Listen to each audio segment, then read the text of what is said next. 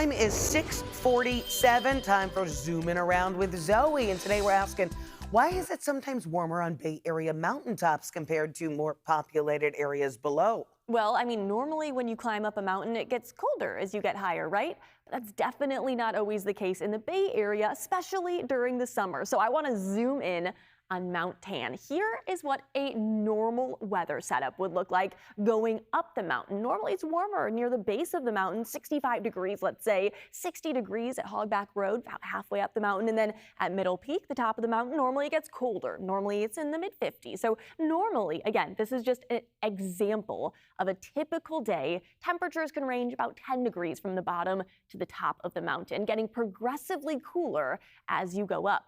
But just a couple of days ago, these were the high temperatures across the area. And it is very, very similar for a lot of August.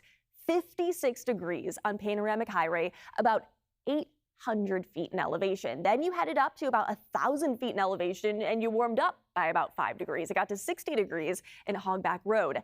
Then you went to the top of Mount Tam. You went to Middle Peak at about 2,500 feet in elevation, and it's 87 degrees at about 2,500 feet. So it was nearly 30 degrees warmer on the peak compared to about 1,500 feet below.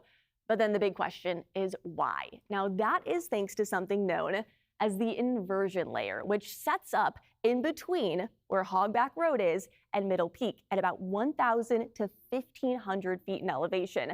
And high altitudes, normally they're cooler just for the sole purpose that, hey, there's less air above you. So imagine that the top of my head is the top of the atmosphere. Now let's look at the top of Mount Tam. There's literally less atmosphere above you compared to at sea level. So if there's less atmosphere above you, there's less weight from the air above you, which means there's lower pressure on you. And with lower pressure, the air is able to spread out more. And as molecules are able to expand, they use up energy, which literally lowers the temperature. So that's exactly why the top of the mountain is normally cooler than the bottom of the mountain. Air is warmest at the surface, and it gradually becomes cooler the higher up you go. But an inversion layer, which has been setting up a lot in August in the Bay Area, brings the complete opposite weather. The Pacific air is the big driver for it. Temperatures along the Pacific Ocean about 50, 60 degrees.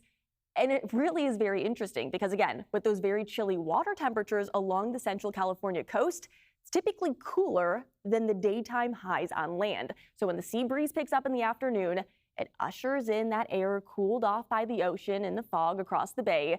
And now the surface is cooler than the air directly above it. And the cold air sinks. So even when the air tries to rise as the sun comes out, it gets stopped by the blob of warm air above it.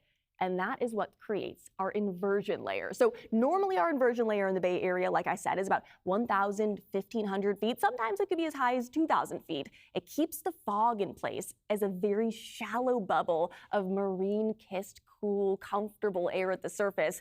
It would be so much hotter in the summertime without the marine layer and without the inversion layer. But above the inversion layer, it is sunny, it is hot, and it's dry, which is actually one of the reasons that fire danger is elevated on our mountain peaks right now, especially on our North Bay and Inland East Bay mountains. With the inversion layer in place, it's warmer and drier on the higher elevations where a lot of those dry fuels are already located. So on the days that you see that the top of Mount Tam is hotter than the elevations below, now you know exactly why. There's an inversion layer set up, and you can actually see exactly where the inversion layer is just by looking at where the temperature ends up getting warmer in the elevations that you climb.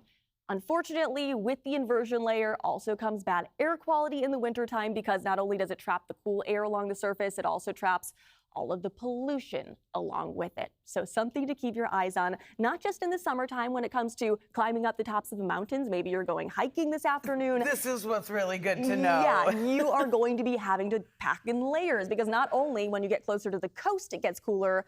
When you go up in elevation, the temperature changes by 10, 20, 30 degrees sometimes even because of the inversion layer. And you're already sweating from your hike.